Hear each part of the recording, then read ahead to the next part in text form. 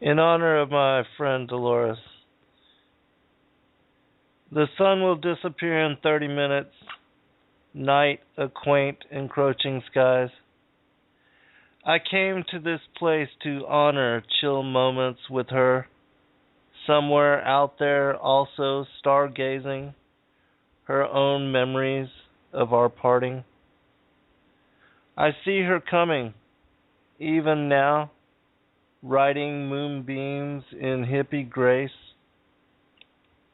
Somewhere she watches evening for inspiration and vision of me, forging words on her behalf. Before lifetime, we promised to find each other at all costs. Fate, we said, would guide reunion and our parting heaven's throne. Straining to cling to memory as conscience faded. Birth, strange armor of soul. How callous the veil of forgetting. For 30 years I wandered about a gypsy scribe, loose upon garden paradise, trying to shake off the spell of new cycle. Confused scenario, entrenched in Babylon tyranny, doctrine, laws, policed by souls more lost than me. It was 10 years ago that I woke to full remembrance and have been seeking her ever since. Long now have I carried the secret of ancient metaphor, longing for the leisure, the solace of her gentle spaces. I am watching for her even now, anticipating unfolding, which would lead her back to me, patiently awaiting the reward of her eyes. Completion for no other but me. It has been what seems lifetime since I've tasted her in form. Soulmate linked to accomplish me further than the wayward seeker is allowed to go alone. I see her parting trail, lighting candle in her prayerful way. The end of days, moment ripe for the reassembly of saints. Soon all things revealed to knowing. She will remember too in time, if not already. The grander scheme, destiny intermixing lies with the design of fortune. Another sunset claimed by distant trees, tears sheathed in longing. Somewhere she sings songs to tired angels. Summer clouds cradle her chalice form. I wait out the storm, missing her, like breath, the dying man, offering empty words to sway of ocean horizon, hungry for her return. If you don't know, my friend Dolores is now in relationship with Fritz Springmeier, which I'm sure many of you are well aware of his work on the 13 bloodlines of the Illuminati, as well as others, and that they are both very knowledgeable individuals, and I can only see good coming from their gathering together as force for what will be this time and this period, and how true for so many being brought together with others of like mind, and how we're sharing in fellowship with those that are truly in the know, and how much of a blessing that is to be able to, because I know so many are in relationships where they are the only ones that have any care or concern for what to me are the most important aspects of life and being. that being the kingdom, salvation, eternal inheritance, our return to our first estate, salvation and grace through Christ, direct knowledge of and relationship with Him and the Father and the Holy Spirit, and how all that, for those of you I know listening and myself, there's nothing equal as far as importance, nor worthy of our focus and effort. And so I honor each one of you as I honor Dolores and Fritz, and I thank you for being my friends and for assisting me on this incredible journey of life and remembrance, and how it's such a beautiful thing to be in the know, but also in the know with others who can understand the contemplation, the strange ravings of my mind, and the poetry that I've spent so much time writing, and how it's not been understood, much like the gospel and the word, and how Christ says, I will utter things that have been hidden since the foundations of the world. And my friends and family and people that have known me have seen me grow up and come to be who I am now, that many of them have thought me strange, to say the least, crazy, in euphemism, because I have definitely been different and driven in a stranger capacity. And I know that many of you have ventured along similar paths, that you've hungered for things that others just care nothing about, that you've had a innate desire, an incredible yearning to want to know the Creator and to understand the creation, that you have been driven to seek out, to find understanding, to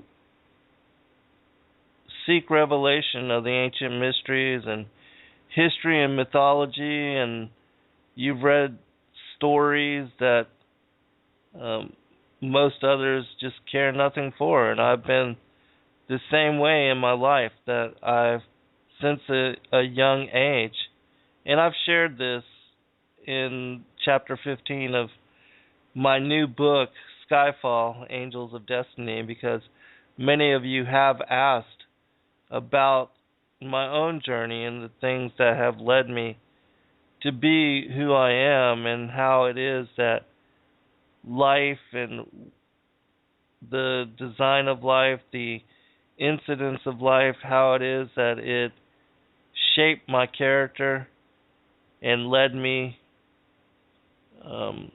in path to the knowledge that I've been blessed, the discernment. I've been so just grateful and humbled to have come to hold.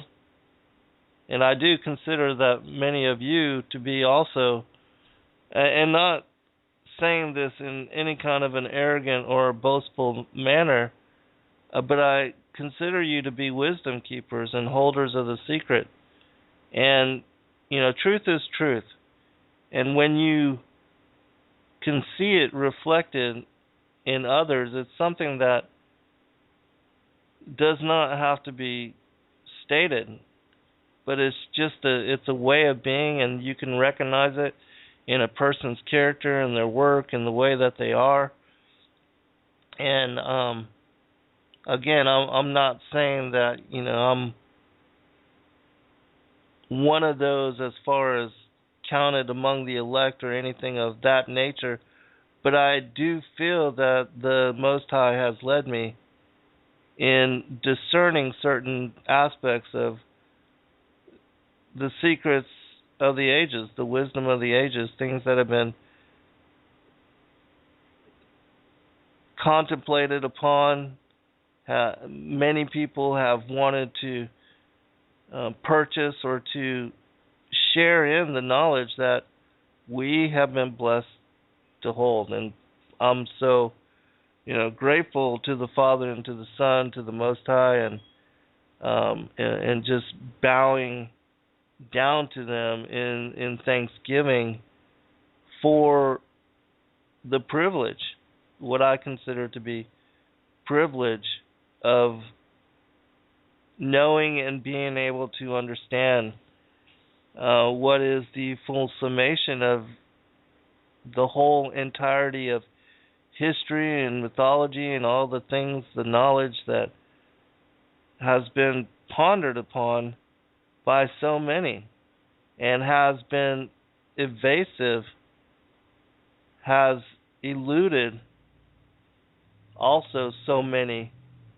for so many generations and millennia. But it's also my opinion that we are that generation that will see the Spirit being poured out on all flesh, and that we are beneficiaries of such. But that it is also because as seekers we knock and we hunt and we are trying to find more than anything else the knowledge that is contained within the Scriptures, and that the Father and the Son and the Holy Spirit would want us to know in order to serve in this time and to be able to aid and help others. And so I'm not going to rant for a very long time because I know that I have a way of doing that, but I do, want to just take a moment to reflect upon the times and our current events, and also in the special blessing of all of us in coming to discernment on what I, again, think is the most relevant things to know as far as being able to help others and to understand what's going on in the world, and to help other seekers, other people that are trying to and wanting to know what's up, because the youth, they're led astray. They've been deceived since they've entered into the illusion of this world. They've been bound and enveloped by this matrix, and they know that something's wrong. They feel with a certainty that something is just not right. And they don't know what exactly that is, or where to go to get answered, or who to turn to for guidance and direction. But it is my opinion that if they truly want to know, and this is not just with the youth or those that are young, because people have spent whole lifetimes on this planet, or most of their lifetimes, and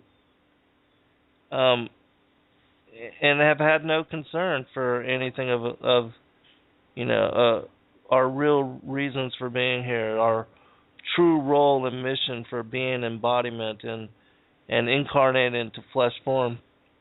But because of the critical nature of the times, the push of the New World Order, the in-your-face disregard by the powers that be for the goodwill of humanity or any of our wishes, they not anything as far as their tyranny, and they are just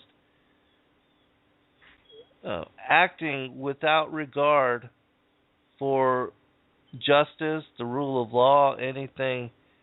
They believe that they're beyond and unaccountable to anybody or anything. And because of that, it's obvious.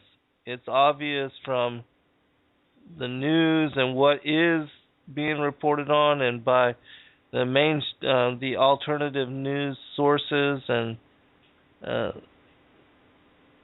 and these other platforms of news, and that people are that give even a little amount of research are coming to very profound truth. And so it's not now difficult to get a grasp of what's going on. It's just being hungry for it, wanting to know differently. And so, anyways, I'm going to go into the topic of the discussion today, which I did a show about this on Revolution Radio, and I know that a lot of you that come and listen on Saturdays, for whatever reason, you're not able to catch the Wednesday evening broadcast. And because YouTube has now banned Revolution Radio, we're not able to archive the shows through them as, reference. And also that there were hundreds, if not thousands of shows from the various different hosts, were also disappeared. And they've never given us a reason. They never, told Nighthawk at Revolution Radio why this was done. There was no warning. It was just done. Also, one other thing, as far as the show last week, after, it ended within 15 minutes, and I had no idea that it was doing so. One of the listeners for Jonathan Kleck, and that also listens to John the Baptist at Tribulation-Now, told me that this same thing happened to Jonathan Kleck a while back. And I don't know how far back that was, or what he was covering as far as the show and the topic. But it seems strange to me that I'm usually pretty certain to set the duration of all my shows for 90 minutes, and that and I made sure with this show too that I kept it open just in case something weird was going to happen. But it is strange to me that did happen. Now it could absolutely have been just an honest mistake, but who knows. But I'm for sure, anytime I list a show and and set it, that I will make sure, double check that it is for at least a 90-minute duration. And I would do 2 hours, but I usually run out of voice by then unless I have a guest, so that's why I don't for then. Anyway, so I'm going to cover in this show the topic of the Serpent seed line, the giants, the fallen angels, going through the flood, and also some new information that I have just added to what is the second edition, the new release of my fourth book, Lucifer, Father of Cain. And so I'm going to be reading from and sharing commentary from it. And also, I want to just let you know that I had just recently communicated with Stan Johnson again about follow-up and doing further work with him, and that he's going to read through my book, the new edition, which includes a bonus, I think 40 or 50 pages. The text is now 368 pages long. I can't remember exactly. I think it was like 314 before, but there's a lot of new information in the new release, and so I'm going to cover some of that today. And that I think this will be relevant for those that have been wondering about this anyways. And this is a real interesting issue. It's one that a lot of people have pondered upon and wondered about and trying to make sense of, well, why is it that the Most High would, judge the entirety of the world through a flood, and then allow them to survive? How is it and why is it that the seed of the serpent would be allowed to make it through the flood if the entirety of the judgment was for that reason, to wipe out the fallen angels and to wipe out the hybrid bloodline that was born from them? And so those are the kind of things that we're going to talk about today and share introspection on. But it is my opinion, just to set the premise of all the work that we're going to be talking about today, it is my opinion that both the fallen angels, the giants, as well as the seed of the serpent, that all of them would be granted continuance through the flood, but that the flood would be brought on to wipe out their numbers and to kind of reset and to give the seed of the woman an opportunity to survive without being absolutely destroyed and outnumbered. And so the flood reset the space and the arena for both the seed of the woman and the seed of the serpent to grow again, and also that a lot of the technologies and the abominations, the hybrid creatures that had been manifested and brought into being from the experimentation, the interdiction, and also what the Book of Giants calls the miscegenation of both plants and animals, that all things have been corrupted. And even with Noah being pure in his generations, and that everything else, that all of the other seed of the woman or the children of Adam, that they had all strayed. And according to the first book of Adam and Eve and the second book of Adam and Eve, which are part of the forbidden books of the Bible, the Forgotten Books of Eden series, that you can find all of this that I'm talking about now, but that they talk about how all of the children of Adam left their holy place. They all lived on a high mountain, and in the valley below them, the children of Cain lived, and that they were trying to tempt the sons of Adam, the daughters of Adam, to join them, and that they would come together in wild revelries and parties, and that they were taught to play music by Satan and also by the patriarchs of their line, and that they would have these orgies where they would call to the children of Adam to come down and join them, and that many of them did, even after the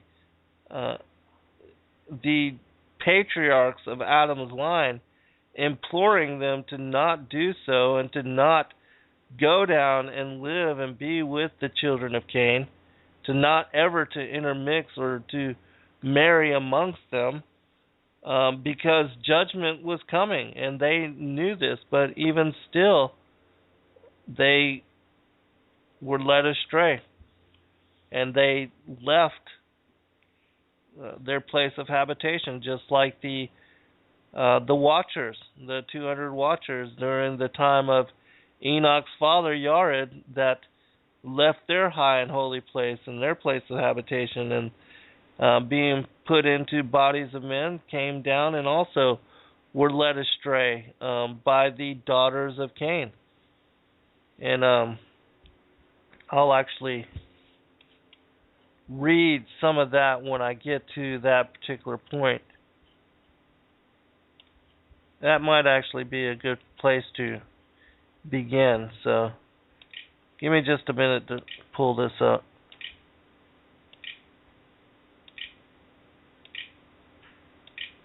And then we'll go into, how it is that they found continuance through the flood with all three different groups, the fallen angels, the giants, and the seed of the serpent. And for those of you that don't know or have not heard about this aspect of my work, I think you will find it intriguing. And we do have a lot of new listeners, and that are just now discovering some of the things that I've been writing about, or just now have read some of my books. And so it's always good to review this information. All right, speaking about the Watchers, the 200 that, according to the book of Enoch, left their place of habitation. I'm going to post a link in the chat room if you want to read the entirety of the story for yourself. Very interesting. It's from an Ethiopic text called the Kebra Nagas, which means the glory of kings, and this is one of the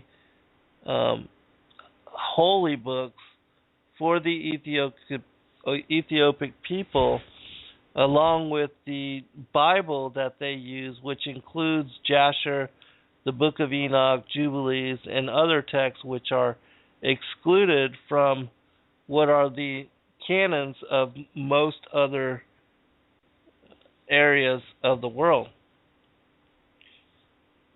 And so this particular chapter that I linked in the chat room is chapter 100 of the Kebra Nagas.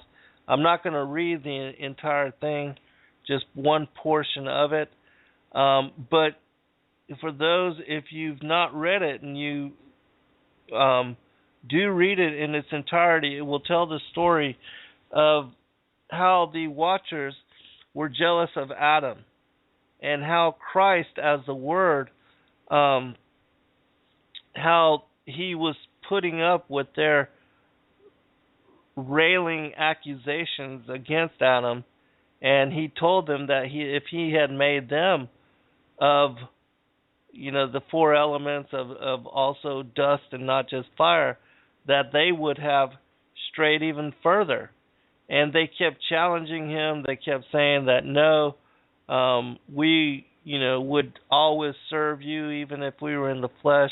We would never be deceived or led astray. And so they kept challenging him and making fun of Adam. And it says in the text that they, were making a laughing stock about him.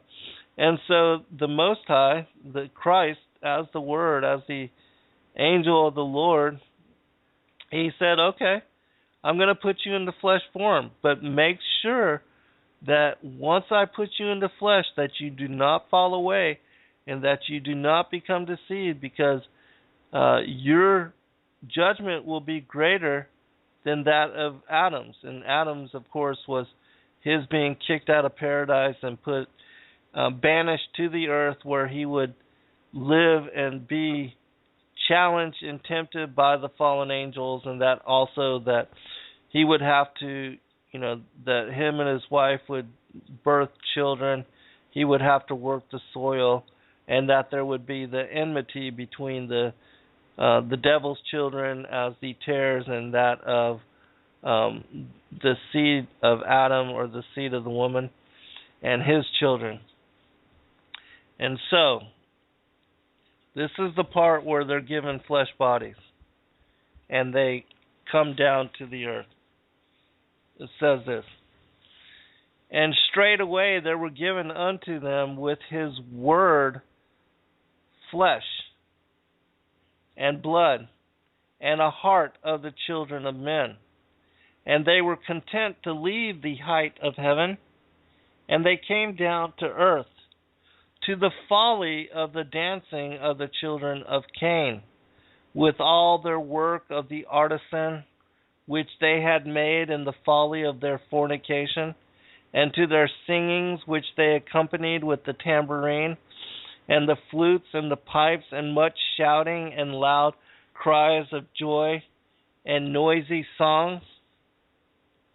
And their daughters were there, and they enjoyed the orgies without shame, for they scented themselves for the men who pleased them, and they lost the balance in their minds. And the men did not restrain themselves for a moment, but they took to wife from among the women those whom they had chosen, and committed sin with them. For God hath no resting place in the hearts of the arrogant and those who revile, but he abideth in the hearts of the humble and those who are sincere. All right. Okay, just a little bit more.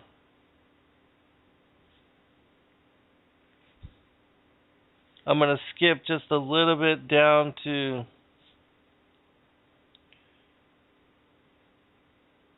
it says this.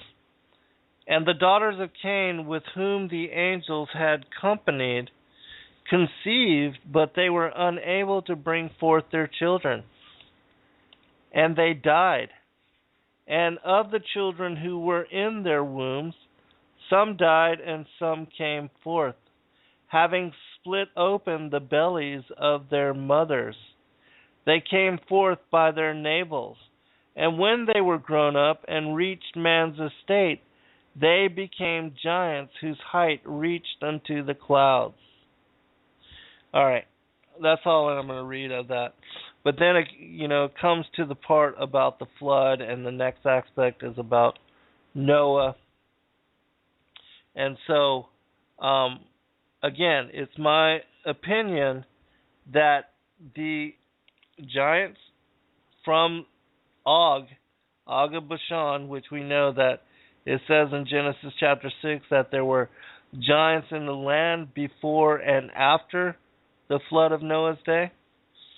And we'll talk about that here in just a minute. But also that the fallen angels, that they would be present in the land as well. But that because of a prayer of Noah after the flood, 1/10 or 9/10 of the children of the watchers or the fallen angels that were present in the land, they were bound up and they were placed in Dudael, as the book of Enoch speaks about. And also that we'll cover the seed of the serpent and how it was able also to be given continuance. But this continuance, because of the Genesis chapter 3, verse 15, the enmity between the seed of the woman and the seed of the serpent, that continuance would be ongoing for the entirety of the second world age. And that it would be Christ coming into the flesh that would, as it says in the parable of Matthew chapter 13, that it would be then that the tares would be destroyed and burned up, and that the wheat would be saved. And so that's why it's my opinion that the Most High allowed them survival through the flood.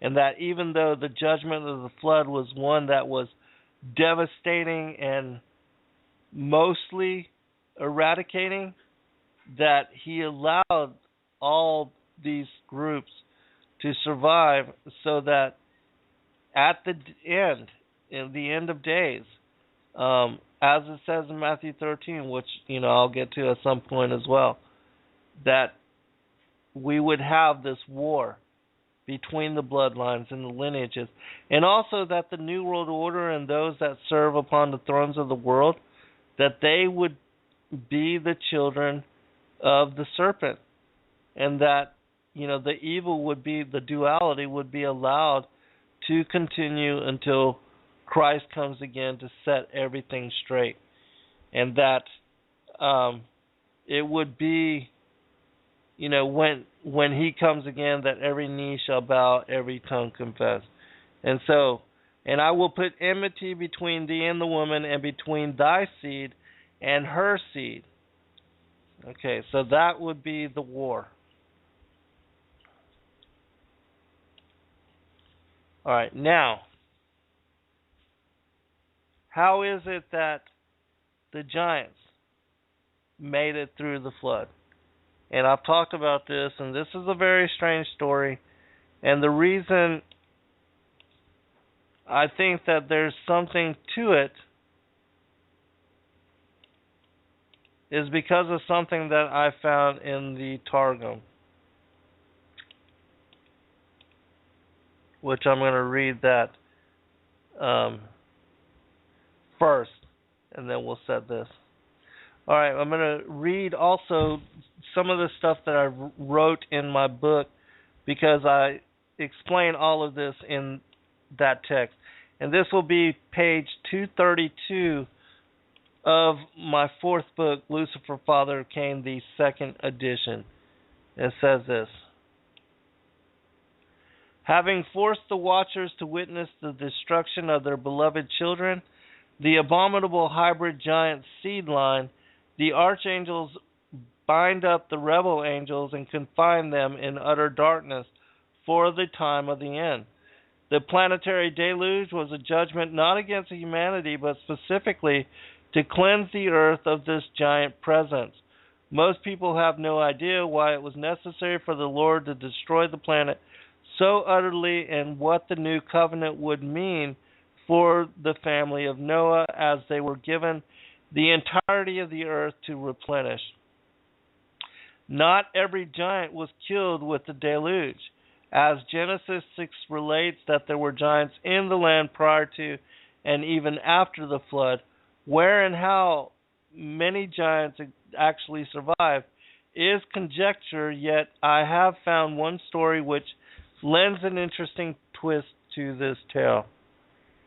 And this is from the Targum of Jonathan, which, I did a whole translation of the Aramaic and Palestinian Targums, and you can find that at lulu.com.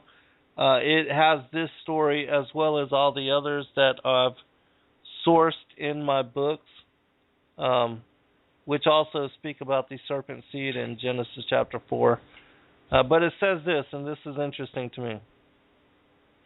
And Og came, who had been spared from the giants that died in the deluge, and had ridden protected upon the top of the ark, and sustained with food by Noah, not being spared through high righteousness, but that the inhabitants of the world might see the power of the Lord, and say, were there not giants who in the first times rebelled against the Lord of the world, and perished from the earth?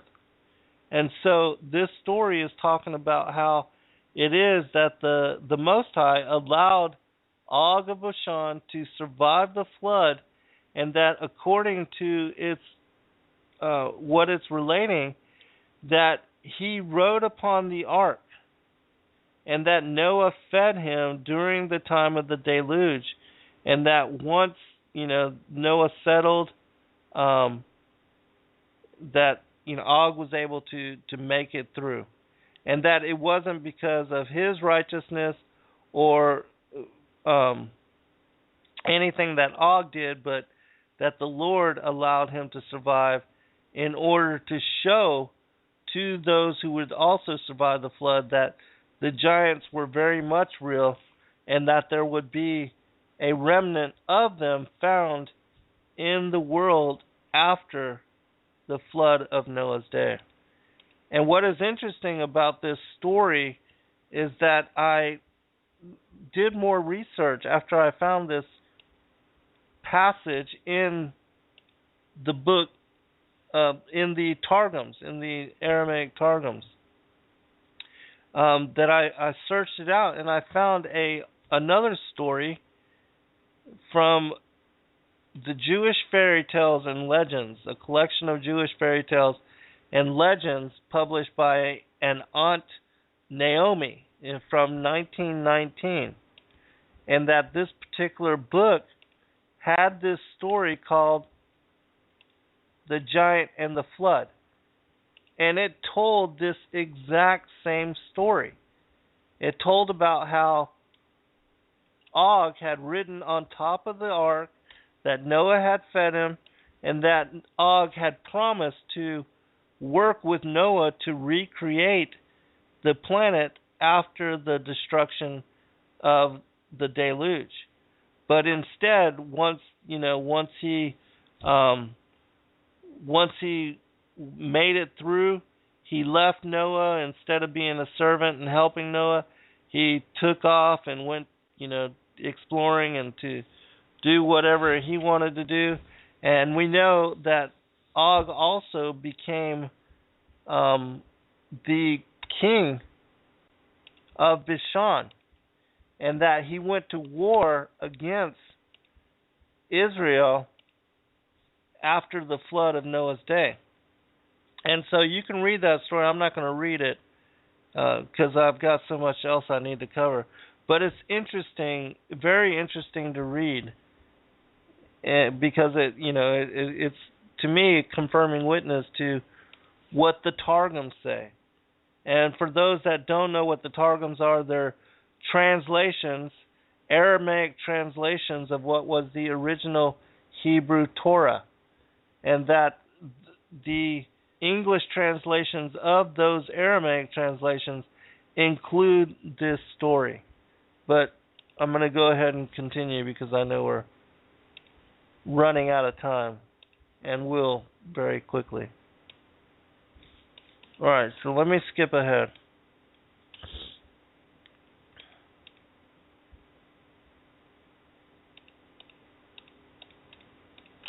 Alright, now we're going to focus on how it was that the line of Cain survived the flood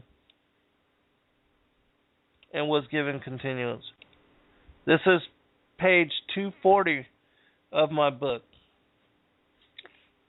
of my fourth book, Lucifer, Father of Cain. It says this: like the giants, the line of Cain as tares would be allowed continuance together with the wheat until the time of the end, when the angels of the Lord as reapers would separate the chaff from the wheat and burn the tares as waste in an all-consuming fire. The line of Adam, according to the book of Jasher, was propagated through Naamah, Noah's wife, the mother of Shem and Japheth, but not Ham. But because both bloodlines are fated by Genesis 3:15 to be in a constant state of war for the entirety of the Second World Age and years of duality, both the giants and the line of Cain were allowed by the Most High to survive the devastating judgment of the flood. The prophecy of Genesis 3:15 would be fulfilled the day that Yeshua was crucified on Golgotha, which Golgotha means Goliath of Gath, and just happens to be the place where David buried the skull of Goliath when he took it as trophy. And when Christ died on cross, he was in fact crushing the skull of the seed of the serpent at the same time that Goliath's skull would be nipping at the heel of our Lord, fulfilling the condition of Genesis 3:15's revelation. And for those that don't know what I'm talking about, the second part of Genesis 15 says, I will put enmity between thee and the woman, and between thy seed and her seed. It shall bruise thy head, and thou shalt bruise his heel.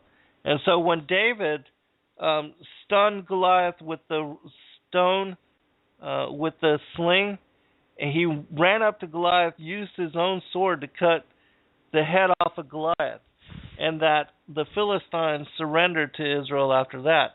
He took the head of Goliath into Jerusalem, into Israel, and they paraded it around and showed it to the people, and to show how great their victory was.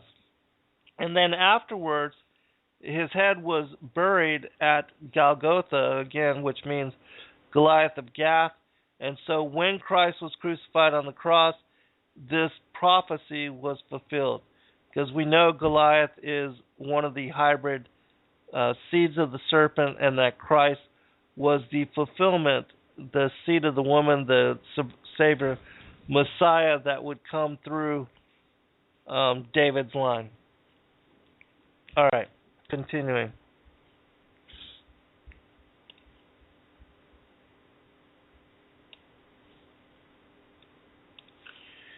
This is the next part that we're going to go into is from Jasher,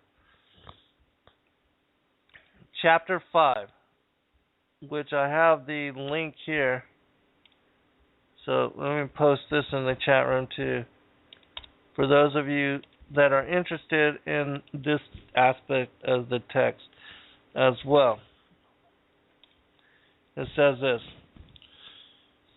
Noah, the son of Lamech, refrained from taking a wife in those days to beget children, for he said, Surely now God will destroy the earth, wherefore then shall I beget children? And Noah was a just man, he was perfect in his generation, and the Lord chose him to raise up seed from his seed upon the face of the earth. And the Lord said unto Noah, Take unto thee a wife and beget children, for I have seen thee righteous before me in this generation, and thou shalt raise up seed, and thy children with thee, in the midst of the earth. And Noah went and took a wife, and he chose Naamah, the daughter of Enoch. And she was 580 years old. And Naamah conceived and bare a son, and he called his name Japheth, saying, God has enlarged me in the earth. And she conceived again and bare a son, and he called his name Shem, saying, God has made me a remnant to raise up seed in the midst of the earth.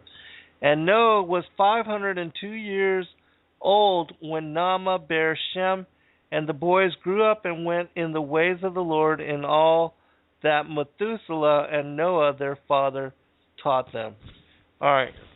Now, in the first edition of my book, I had written that it was my opinion that the Naamah mentioned in this particular passage, in this scripture, that this was the Naamah that is the sister of Tubal-Cain, and that was the daughter of Lamech, the blind, who was of Cain's line.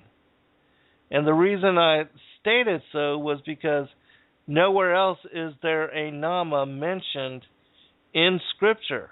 And so I automatically assumed that it had to have been Naamah of Cain's line, and that this is how the seed of the serpent found continuance through the flood.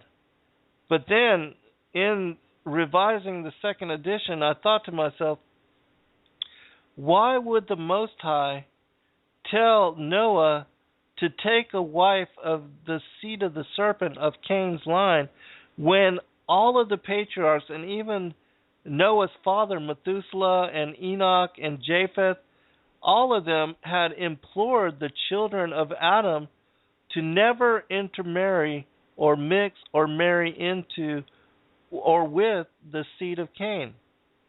It didn't make any sense to me. And so I began to look again at this particular chapter.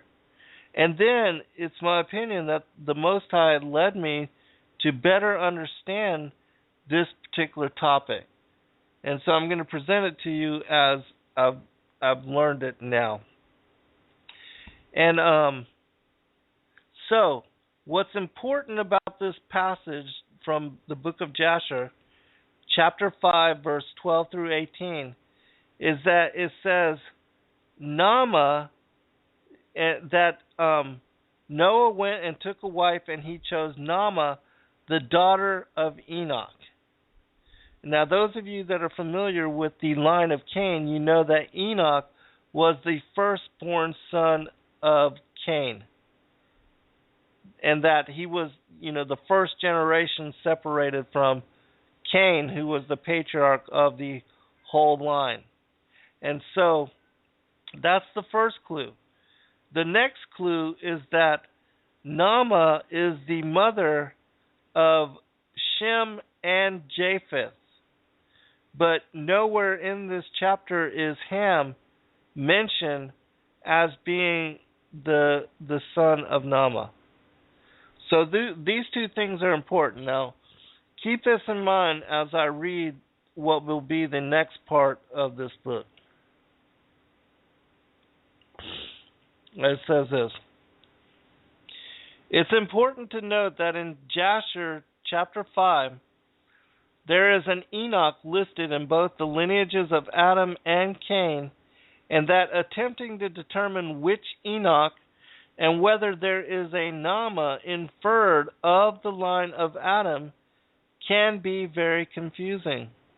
In fact, it is only with the publication of this edition that I've changed stance on this issue. I now believe that the Enoch spoken about in this quote had to have been the Enoch of Adam's line. The reason I say this is because Nama is cited as the daughter of Enoch. And if this were the Enoch of Cain's line, this Nama would be very much older than Noah. And as the Enoch born to Cain was his firstborn son, and 9 generations separate from the time and life of Noah, there is a Nama listed in Cain's lineage, but she is the sister of Tubal-Cain, 5 generations apart from Enoch, and is the daughter of Lamech and the great-great-granddaughter of Enoch. Another thing of importance is that the first 10 generations of Adam's line are repeatedly told by the Most High, his angels, and their fathers to never ever marry or to mix with the line of Cain, the murderer of Abel, as I have covered previously in chapter 11 on the enmity between the seed lines. Now, the next key to this puzzle is cited in the last 2 passages of the Jasher 5 quote concerning Shem and Japheth, sons of the marriage between Noah and Nama. It mentions them as the children of promise, as the priesthood passes through Shem's line.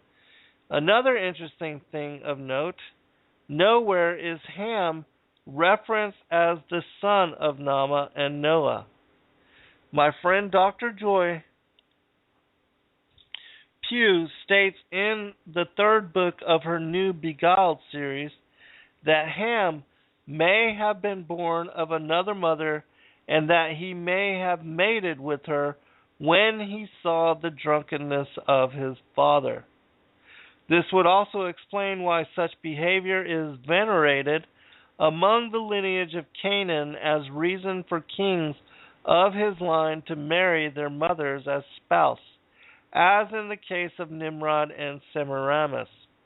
It's possible that Cain's line found continuance through Noah's second wife, and that something may have happened to Nama in the time between the birth of Shem and Japheth, born when Noah was 592 years old, and the time when Noah and family entered the ark, as Noah was then 600 years old.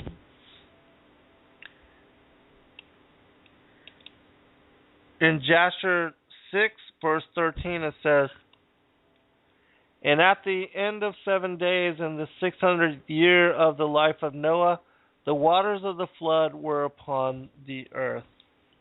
And so, here's my speculation, continuing with the book.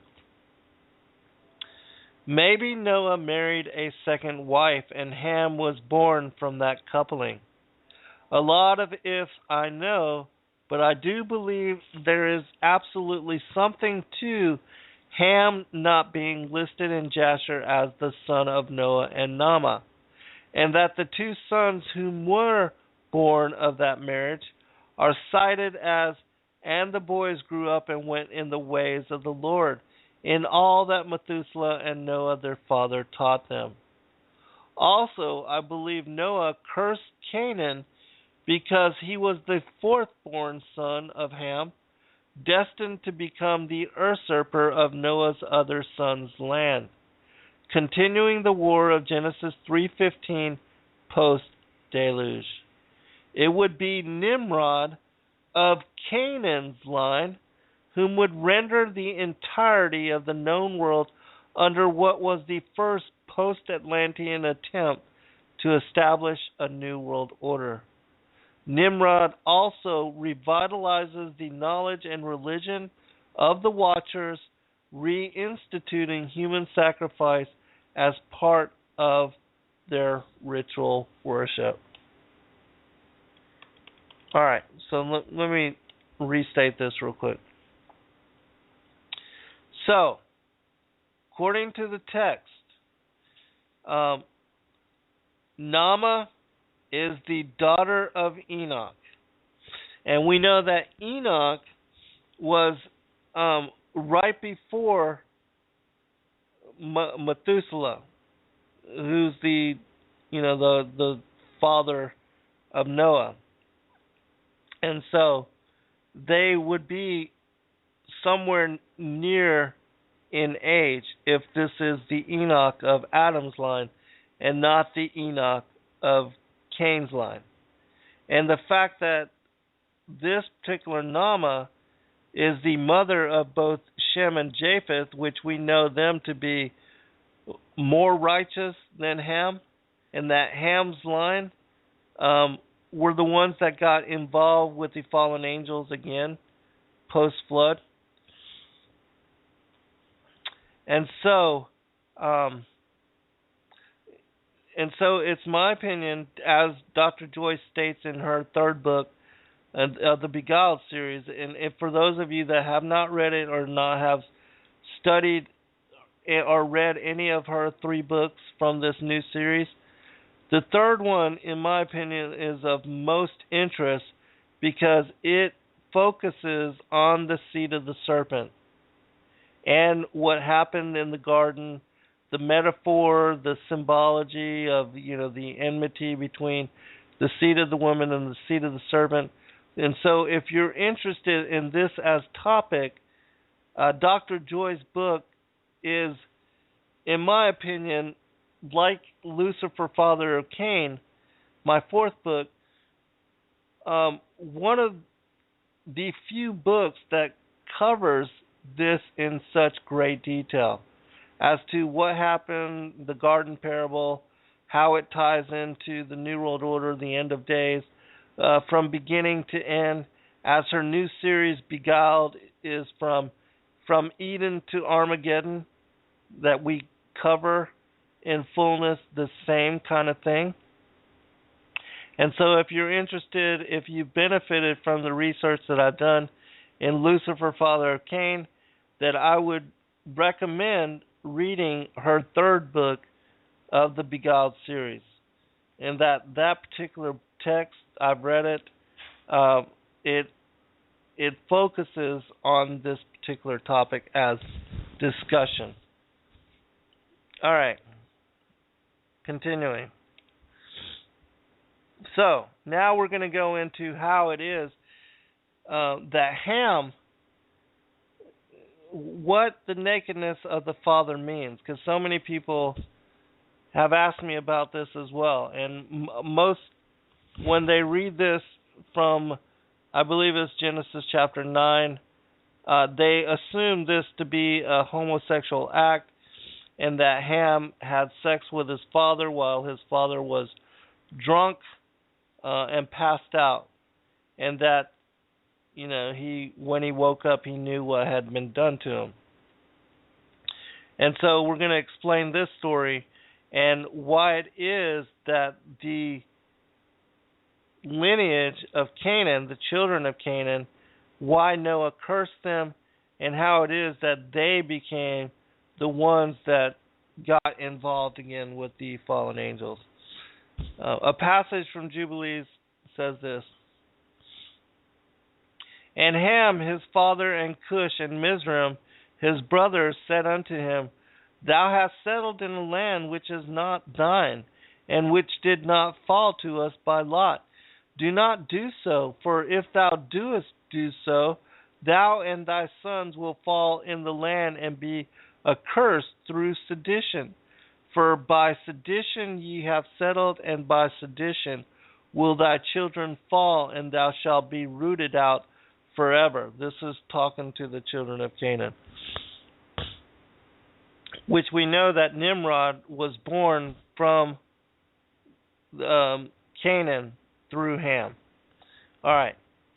Before going into this page 242 of the text, before going into why Canaan was cursed by Noah, I want to make mention of something that I found in the Targums, which I believe totally reinforces the statements I have made about the two separate and distinguishable bloodlines.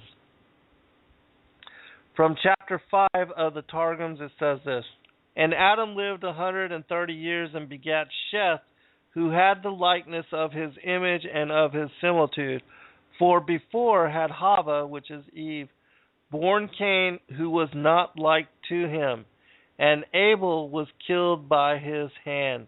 And Cain was cast out, neither is his seed genealogized in the book of the genealogy of Adam, but afterwards there was born one like him, and he called his name Sheth. Now, if you want to know more about why it is that chapter 4 begins with, and the passage, and Adam knew his wife Eve, semicolon, and that Cain was conceived. It's all because the semicolon differentiates thought, and that it's saying that Adam knowing his wife Eve is what led to the birth of Abel. But that Cain, because he was born from the serpent beguiling Eve, that his lineage would begin there in Genesis chapter 4, and Adam's would begin with Seth, because Abel was killed by his half-brother in Genesis chapter 5. Now, I did a whole series on this with the Prophecy Club, and I explain it in great detail there. You can find that on YouTube under Prophecy Club, Lucifer, Father of Cain. All right, continuing, because I know we're going to run out of time. All right. Skipping to the nakedness of the father.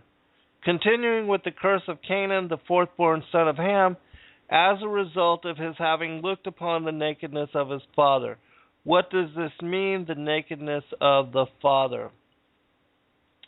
Some say that seeing his father's nakedness meant that Ham, father, had performed a homosexual act with Noah while he was in a drunken state, and that upon awakening Noah knew what his son had done to him, or that Ham had taken to bed his father's second wife, and that Canaan was the progeny of their unholy fornication.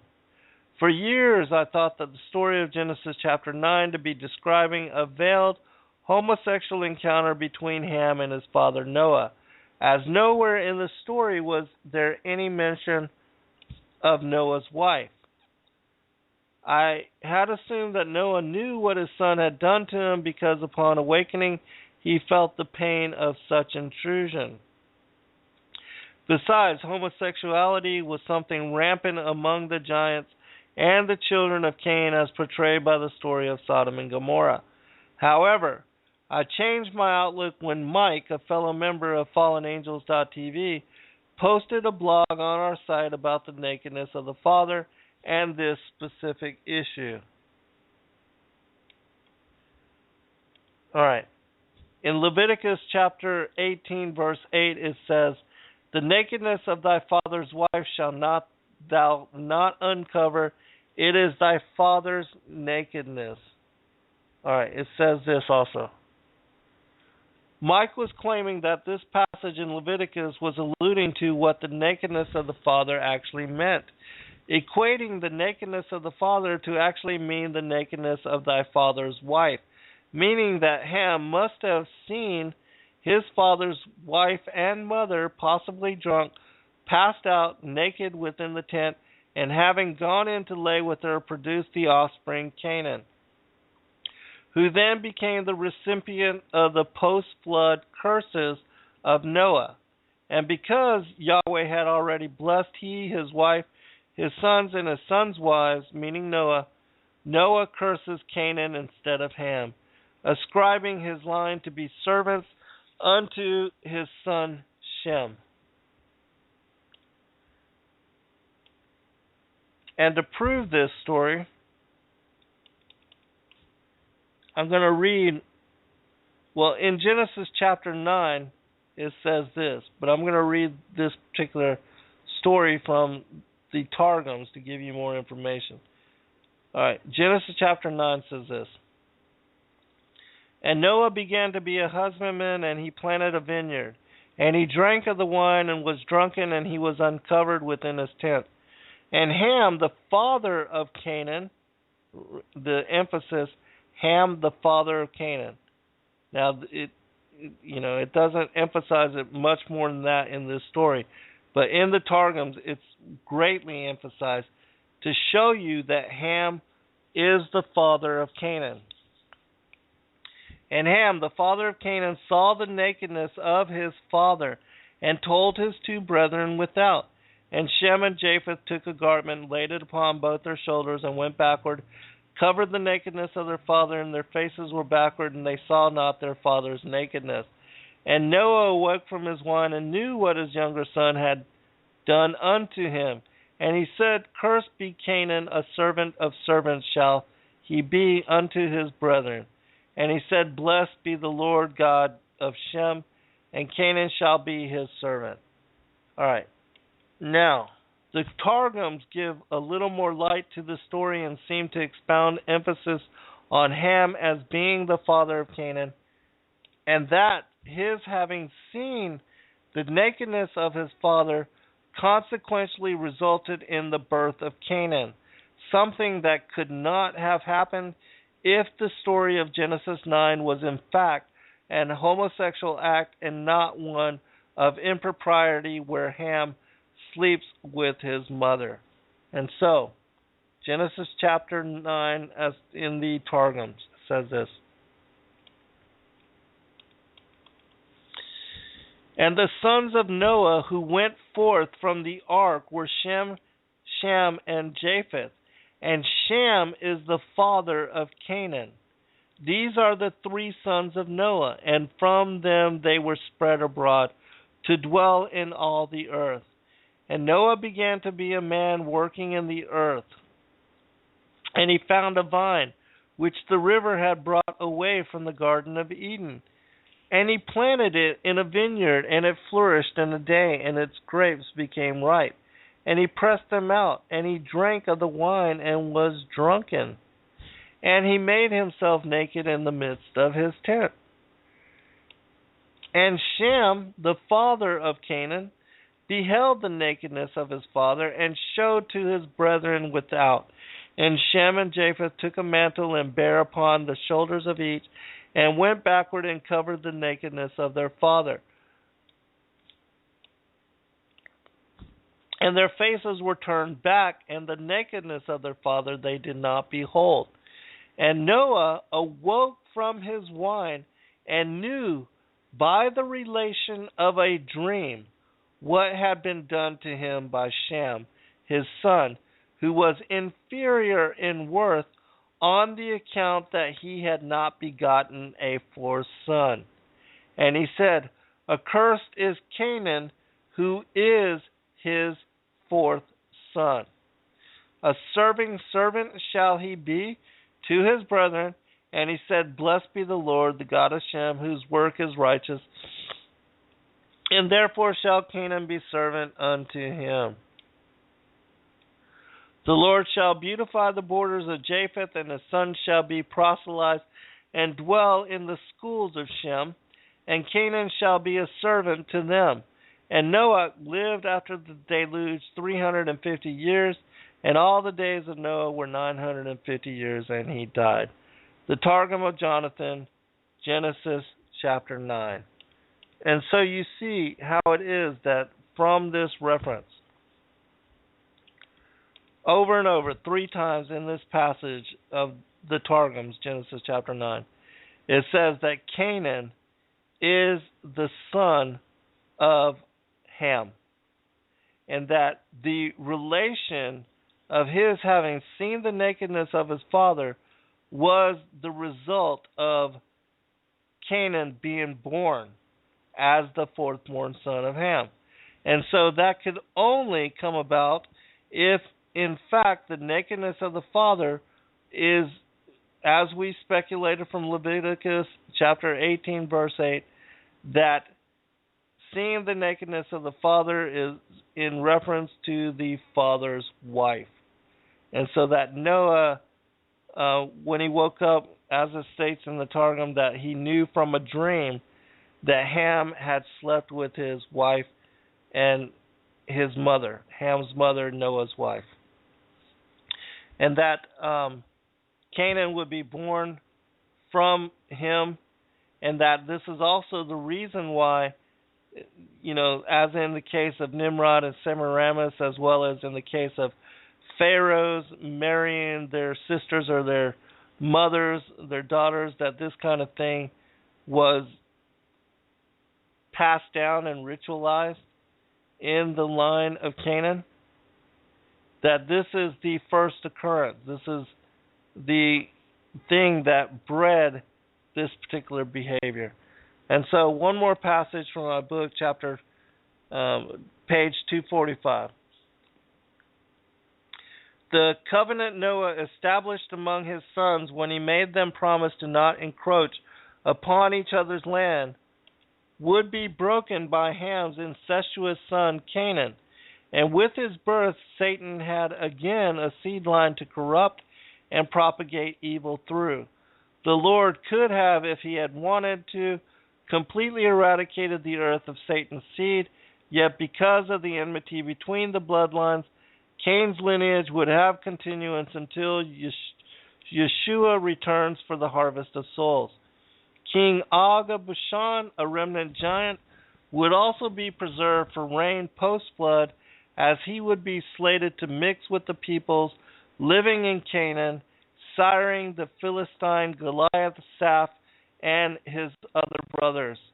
Satan's children were preserved through the hybrid giant and Canaanite lines in order for Yahweh to establish the perfect scenario to glorify his name when freeing his people from the bondage and subjection of Egypt, and then guiding the descendants of Abraham's covenant into obtaining the promised land overrun by giant tribes.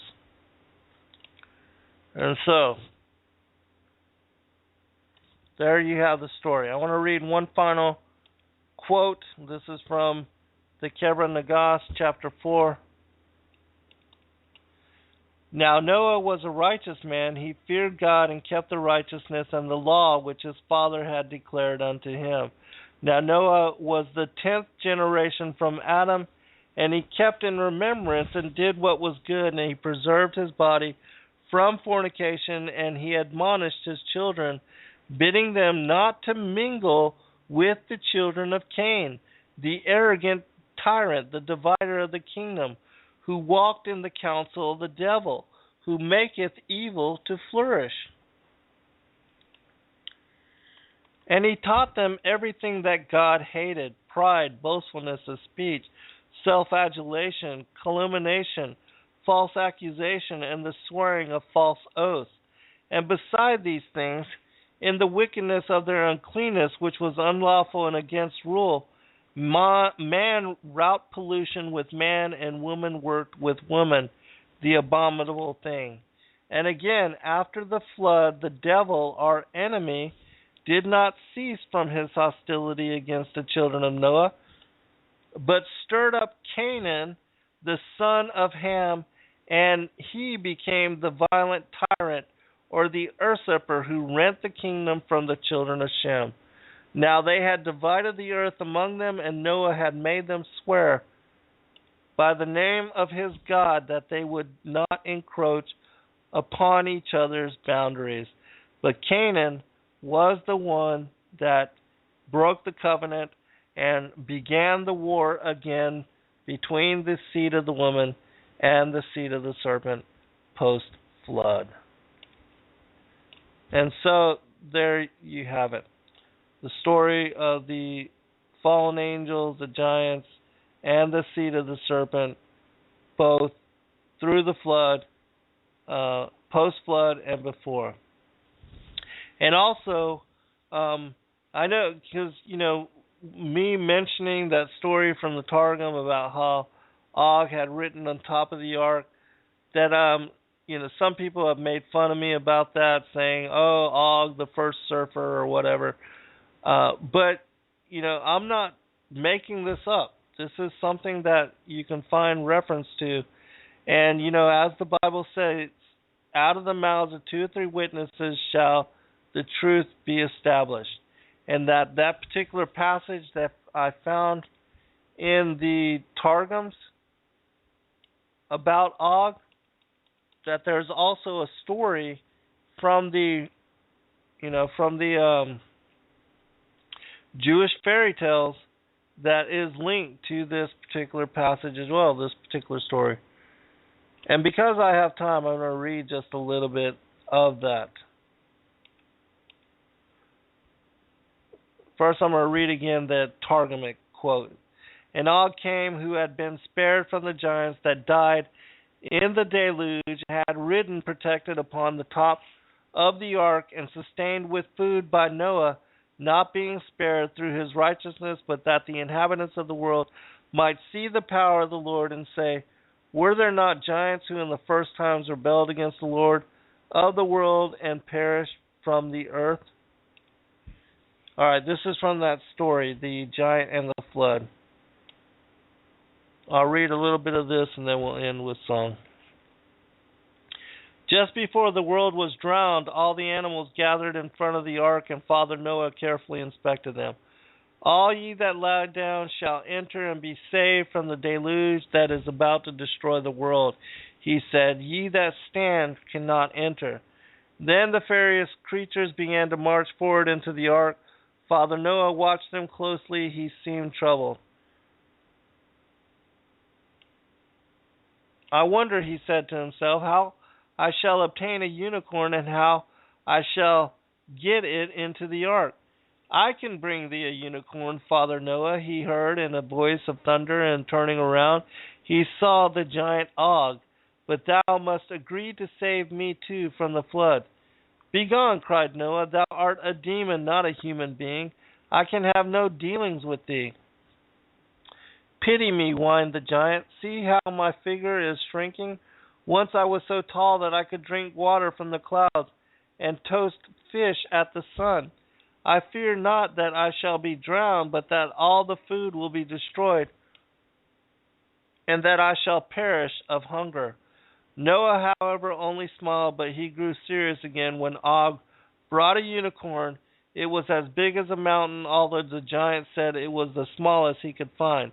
It lay down in front of the ark, and Noah saw by that action that he must save it. For some time he was puzzled what to do, but at last a bright idea struck him. He attached the huge beast to the ark by a rope and fastened to its horn so that it could swim alongside and be fed. Og seated himself on a mountain near at hand and watched the rain pouring down. Faster and faster it fell in torrents until the rivers overflowed, and the waters began to rise rapidly on the land and sweep all things away. Father Noah stood gloomily before the door of the ark until the water reached his neck, and then it swept him inside. The door closed with a bang, and the ark rose gallantly on the flood and began to move along. The unicorn swam alongside, and it passed Og, and the giant jumped onto its back. See, Father Noah, with a huge chuckle, you will have to save me after all. I will snatch all the food you put through the window for the unicorn. Noah saw that it was useless to argue with Og, who might indeed sink the ark with his tremendous strength. I will make a bargain with thee, he shouted from a window. I will feed thee, but thou must promise to be a servant to my descendants. Og was very hungry, so he accepted the conditions and devoured his first breakfast. I'll read just a little bit more. The rain continued to fall in great big sheets that shut out the light of day inside the ark. However, all was bright and cheerful, for Noah had collected the most precious of the stones of the earth and had used them for the windows. Their radiance illuminated the whole of the 3 stories in the ark. Some of the animals were troublesome, and Noah got no sleep at all. I'm going to actually stop there. And so, anyways, whether you believe that Og was spared from the flood because of riding on top of the ark,